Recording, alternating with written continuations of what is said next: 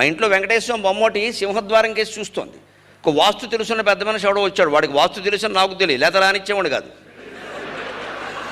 మామూలుగా ఏదో పని మీద వచ్చి కూర్చోమన్నాను. కాసేపు ఉన్న తర్వాత ఈ వెంకటేశ్వర బొమ్మ ఇటు చూస్తోంది, నేను సింహద్వారం చూస్తే నీకే అన్నాను నేను.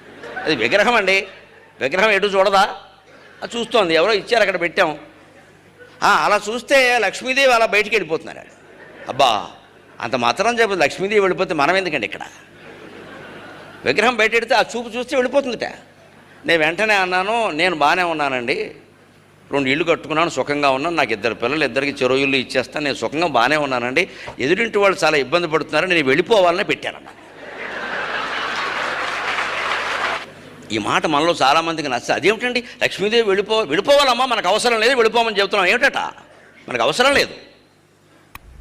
అవసరం లేని డబ్బు వెళ్ళిపోవడమే మంచిది, అవసరం లేని జబ్బు వెళ్ళిపోయినట్టే అవసరం లేని డబ్బు కూడా